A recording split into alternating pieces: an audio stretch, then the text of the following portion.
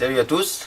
Donc d'abord merci pour votre fidélité sur les vidéos. On a un succès fou, hein, Geoffrey, sur le forum et sur YouTube même, donc c'est vachement sympa. Et on a constaté qu'il y avait déjà des premières questions, donc on va essayer d'y répondre par rapport à vos commentaires qu'il y a sur le forum. Et ensuite on attaquera donc la partie explication un peu plus détaillée et dans le vif du sujet sur le moteur de la Corvette. Voilà. Alors, la première question, donc c'est vrai qu'on n'avait pas évoqué ce sujet, c'est quel budget prévoir pour l'installation d'un kit? Donc un kit Nitrous, combien prévoir? Alors pour un kit Nitrous, en fait, ça va, on va dire, en gros de 400 dollars, 400 euros, on va parler en euros, on va pas chipoter à la conversion près. Ça va de 400 euros à peu près 1000 euros, sachant que le choix va être fait sur le type de kit, donc avec des kits simples, comme celui que j'ai acheté avec une seule buse. Il y a des kits multi-buses, il y a des kits dry, des kits wet. Après il y a des kits suivant la puissance qu'on va vouloir rajouter au moteur, donc la bonbonne va être plus grosse, les buses vont être plus grosses, et du coup le prix effectivement va partir de 450 dollars à plus de 800 dollars. Donc sachant que le kit que j'ai acheté coûte 425 dollars, le Sniper, d'accord, qui est un kit de base pour les modèles injection, encore une fois, hein, c'est pour un modèle EFI. Les kits Carbus, c'est un petit peu le même prix de toute façon, il n'y a pas de prix plus bas que 400 dollars de toute façon. Et ensuite ça va jusqu'à 800-900 dollars pour les modèles un peu plus péchus. D'accord. Et du coup, donc là, on parle bien du prix du kit seul. On a vu dans une vidéo précédente qu'il fallait aussi rajouter quelques petits extras, les jauges, ou deux, trois petits systèmes de sécurité en plus. Et c'est bien sûr sans parler donc de la préparation à faire avant, qui d'ailleurs nous emmène directement à la question suivante qui est: est-ce que je peux installer un kit Nitrous sur un moteur d'origine, stock? Alors, effectivement, c'est une bonne question. Je dirais que globalement, on a vu beaucoup de gens qui installaient des kits Nitrous sur des véhicules stock, hein, sur des moteurs stock. Donc on va dire que globalement, il n'y a pas vraiment de problème. Par contre, on va dire que ça se vit beaucoup sur des véhicules modernes. Sur les 4 cylindres, comme je disais dans les premières vidéos, il y a des kits pour les 4 cylindres, pour les 6 cylindres, modernes, européens. Donc là, il n'y a pas de souci.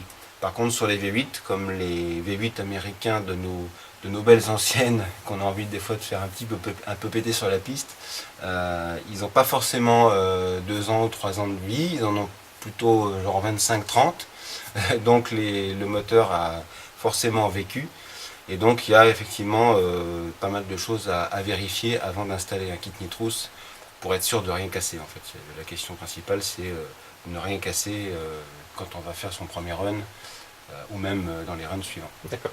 Et donc justement, comme tu disais tout à l'heure, suite aux questions, on va voir exactement quel genre de pièces il faudrait changer avant l'installation d'un kit. Voilà, tout à fait. Pour se donner un ordre d'idée après.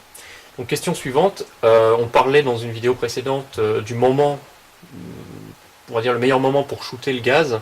Donc une question est: est-ce que je peux vraiment le faire dès que j'ai le pied au plancher à la ligne verte, sachant qu'à ce moment-là la voiture pendant quelques secondes elle sera complètement à l'arrêt, le temps que la puissance passe au roue arrière. Donc est-ce que c'est pas dangereux d'envoyer la sauce directement au feu vert, voiture quasiment à l'arrêt?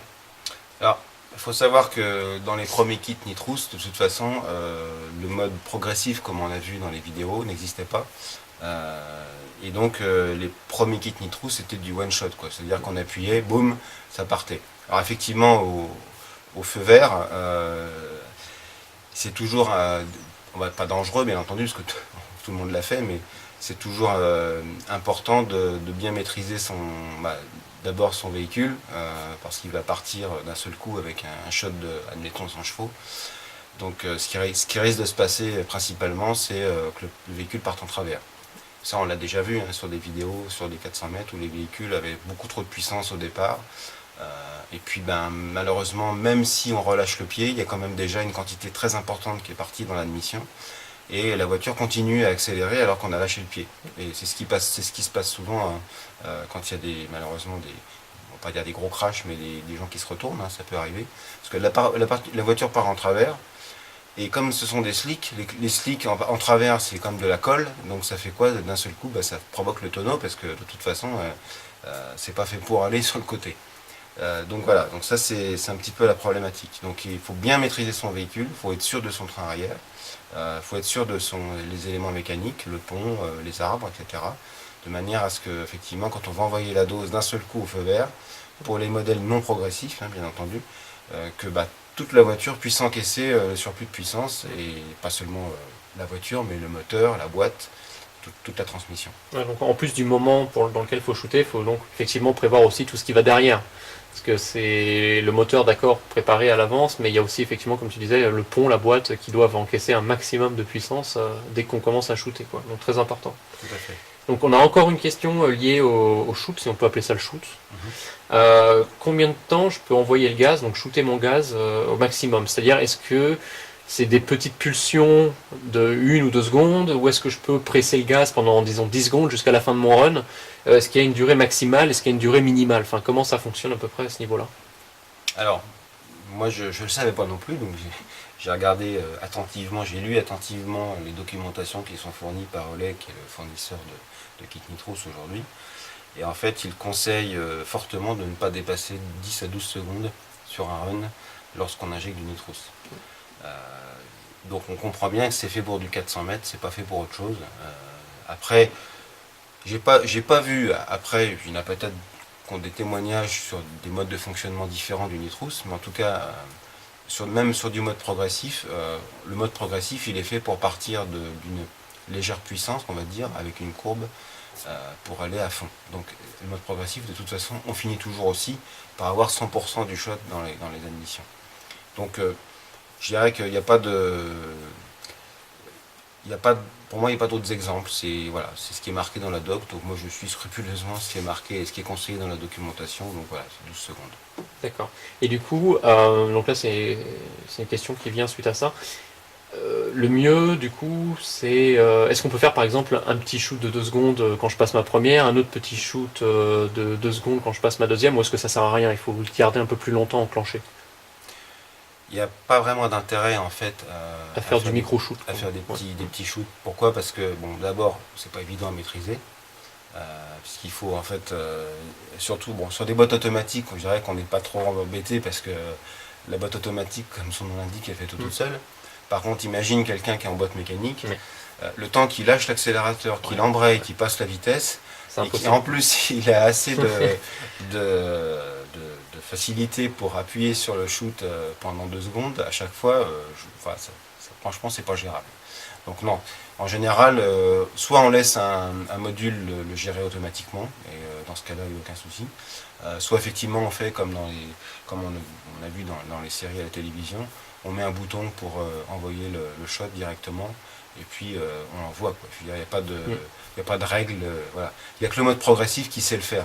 On peut pas, l'être humain n'a pas assez de capacité sur un run de 12 secondes pour arriver à maîtriser à quel moment il va appuyer au bon moment et pendant 2 secondes. Enfin, j'ai jamais vu ça en tout cas. Et dernière question, est-ce que c'est vrai qu'il faut une bonbonne par run? Enfin, quelle est la durée de vie à peu près d'une bonbonne du coup?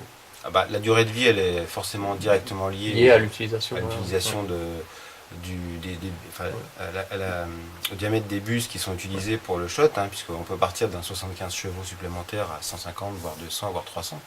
Donc je dirais que c'est lié directement à la puissance supplémentaire qu'on veut donner à son moteur. Mais bon, sur un shot de 75 chevaux, une bonbonne comme celle qu'on a présentée, qui fait 10 lb, donc c'est à peu près 5-6 kg, on peut faire à peu près 10 runs. D'accord, très bien. Donc ça fait, on va dire, déjà une bonne journée de run. Une bonne journée de run, même voire un week-end parfois. Voire un week-end, suivant le nombre de runs qu'on fait. D'accord. Par contre, ça peut baisser très vite, effectivement. Hein. Sur un shot de 300 chevaux, j'imagine que... Oui, ça va être des volumes beaucoup plus gros déjà. Avis, sur 2-3 runs, voire 4 runs, la bonbonne, elle est vide. Oui, effectivement. D'accord. Donc on va faire la suite maintenant, et en parlant des questions, donc n'hésitez pas à aller sur le forum Dreamscar où on publie ces vidéos assez fréquemment, et ajouter en commentaire donc les questions que vous pourriez avoir, et on y répondra au fil des vidéos futures.